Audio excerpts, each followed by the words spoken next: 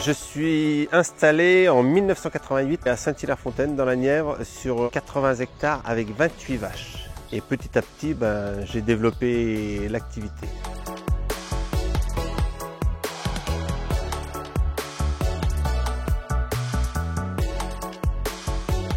La philosophie de la ferme, c'est d'avoir un système cohérent, on va dire, avec un élevage bien présent, une alimentation qu'on produit sur la ferme avec des céréales pour l'élevage.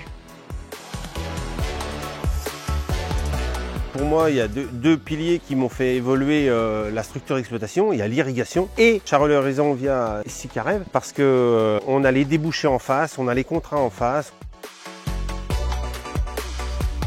L'idée de Sicarev aujourd'hui, le groupe ayant ses outils d'abattage, est de sécuriser son approvisionnement. Alors les contrats de production Sicarev Coop sont tous basés sur la même méthode, c'est-à-dire que nous estimons un coût de production de la catégorie en question, permettant à l'éleveur de sécuriser à la fois la valeur de l'animal en début d'engraissement, plus l'acte de production qui va générer des coûts d'alimentation, des financements de charges structure, du matériel, du bâtiment, de la main-d'œuvre. Chose très importante, c'est que depuis quelques années, on a intégré la rémunération de la main-d'œuvre dans nos contrats de production, permettant de garantir à l'éleveur un prix de reprise basé sur de la performance. Ce qui veut dire que l'éleveur, son seul souci aujourd'hui, c'est d'être performant techniquement, puisque l'impact marché ne viendra pas bousculer sa marge brute. Un partenaire comme Sicarev peut jouer aussi dans l'installation. Moi par exemple, quand je me suis installé en 2017, c'est Sicarev qui est venu estimer le cheptel à reprendre et qui m'a trouvé également des animaux à acheter pour mon installation. Ce qui est important pour moi pour travailler avec Sicarev, c'est qu'on travaille avec des hommes.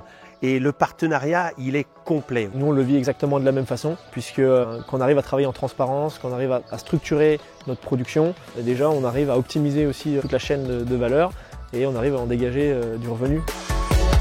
Ça peut être une solution, oui, à la décapitalisation, puisque déjà capter la ressource qu'on exporte et de la faire chez nous permettra d'amener de la valeur ajoutée.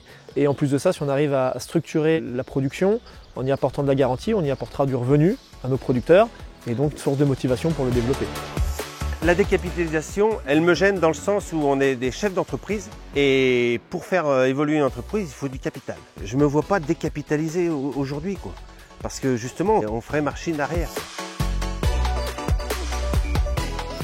On en est convaincu, on peut avoir des élevages compétitifs en France. Il faudra juste peut-être adapter nos modèles. On a nos exploitations familiales qui nous sont chères et qui font encore beaucoup envie.